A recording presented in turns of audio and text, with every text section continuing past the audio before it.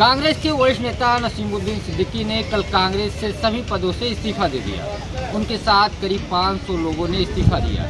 नसीमुद्दीन सिद्दीकी वो नाम है, जब बीएसपी सरकार थी यानी मायावती मुख्यमंत्री थी तो नंबर 2 के मंत्री माने जाते थे। उनके पास खनन विभाग था। उत्तर प्रदेश में बड़े पैमाने पर अवैध खनन के आरोप भी लगे। जांच भी बढ़ी, लोकायुक्त में शिकायत भी हुई।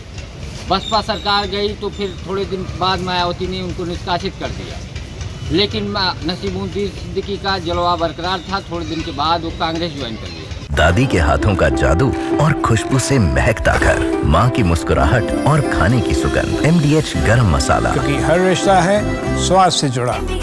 हालांकि कांग्रेस ज्वाइन करने से पहले उनकी बात सपा में चल रही थी, अखिलेश यादव से बातचीत चल रही थी। चूँकि 2017 की विधानसभा फिर लोकसभा के बाद अलग अलग धड़ों से समाजवादी पार्टी का गठबंधन हुआ। 19 में बसपा से गठबंधन हुआ, तो इस नाते उनके समाजवादी पार्टी में एंट्री नहीं हो पाई। तब उन्होंने कांग्रेस का दामन थाम लिया। कांग्रेस ने पहले मीडिया विभाग का चेयरमैन बनाया और फिर एक अलग अलग क्षेत्रवार विंग बनाया, उसका अध्यक्ष बना दिया। बुंदेलखंड के रहने वाले नसीमुद्दीन सिद्दीकी बहुत ताकतवर नेता बसपा सरकार में माने जाते थे और मुस्लिमों के बड़े नेता माने जाते थे। बसपा में सबसे बड़े मुस्लिम फेज नसीमुद्दीन सिद्दीकी हुआ करते थे, जैसे आजम खां समाजवादी पार्टी में हुआ करते थे। लेकिन सत्तावली नसीमुद्दीन सिद्दीकी जो एक तरीके से कहते शीर्ष पे थे, वो ज़मीन पे आ गए। कांग्रेस में उनकी ज्वाइनिंग जरूर हुई, लेकिन कोई महत्वपूर्ण पद नहीं मिला।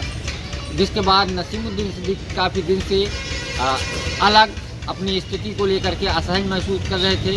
हाल ही के दिन में राहुल गांधी जब रायबरेली आए थे तो उनसे मिलने की कोशिश की तो उनके सुरक्षाकर्मियों ने रोक दिया। चर्चा ये भी है कि प्रदेश अध्यक्ष से उनकी बनती नहीं है, यानी जो कांग्रेस के प्रदेश अध्यक्ष अजय राय हैं, उत्तर प्रदेश के प्रभारी अविनाश पांडे हैं। काफ़ी दिन से मनमुटाव चल रहा था, लेकिन कल एकाएक नसीमुद्दीन सिद्दीकी ने इस्तीफा दे दिया। अगला कदम नसीमुद्दीन सिद्दीकी का क्या होगा, ये बड़ा सवाल है। हालांकि उनके सामने आपसे समाजवादी पार्टी है, जो उत्तर प्रदेश ही नहीं देश की तीसरी सबसे बड़ी पार्टी है, और इसके साथ साथ जो 27 का चुनाव है वो समाजवादी पार्टी और बीजेपी के बीच होने के आसार हैं। ऐसे में सपा का दामन थाम सकते हैं, क्योंकि कई बार अखिलेश यादव की तारीफ भी की और यहाँ तक कह दिया कि व्यक्तिगत संबंध बड़े अच्छे हैं और अखिलेश यादव से जब भी मुलाकात होती थी तो बाहर तक छोड़ने आते थे। साथ ही मुलायम सिंह यादव की भी कई बार तारीफ की और समाजवादी पार्टी से अपने संबंध को उन्होंने इजहार भी किया। ऑप्शन समाजवादी पार्टी भी है, लेकिन उनकी बात चंद्रशेखर रावण जो स्वयं सांसद हैं, पार्टी के अध्यक्ष, उनकी पार्टी में भी एंट्री हो सकती है, उनसे भी इनकी बातचीत है। इसके अलावा ओवैसी उत्तर प्रदेश में ज़मीन तलाश रहे हैं और चूँकि समाजवादी पार्टी में गठबंधन को लेकर चर्चा चल रही थी, लेकिन सपा मुझे नहीं लगता कि ओवैसी से समझौता करेगी या गठबंधन करेगी। ऐसे में ओवैसी के साथ मिलकर के अलग मोर्चा भी बना सकते हैं। लेकिन नसीमुद्दीन सिद्दीकी को मालूम है कि रावण और ओवैसी के साथ जाने से उत्तर प्रदेश में विधानसभा चुनाव जीत पाएंगे या कहीं से विधायक बन पाएंगे, इसके बहुत कम आसार है। ऐसे में समाजवादी पार्टी सबसे मजबूत दावा ये माना जा रहा है कि सपा का दामन थाम सकते हैं, लेकिन अभी उन्होंने पत्ते नहीं खोले हैं। ये 3 ऑप्शन उनके पास है। इसके साथ साथ बसपा के पुराने नेता रहे हैं। कहा जा रहा है कि बसपा भी पुराने नेताओं को जोड़ने की कोशिश कर रही है और मायावती से उनके पहले संबंध अच्छे थे। हालांकि जब बाहर आए तो उन्होंने कई सारी ऑडियो रिकॉर्डिंग भी मायावती से बातचीत को लेकर के जारी की। उसके बाद मायावती से संबंध बेहद खराब हो गए।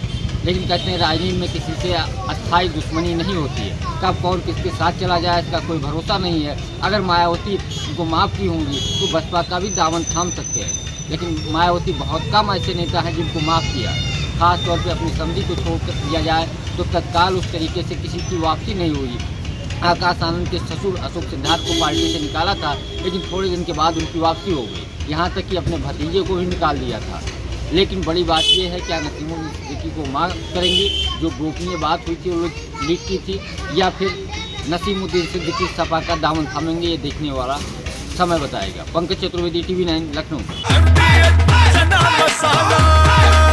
अब छोलिया हो या लोबिया, सफेद चने या काले चने, सब कुछ मजेदार बने। MDH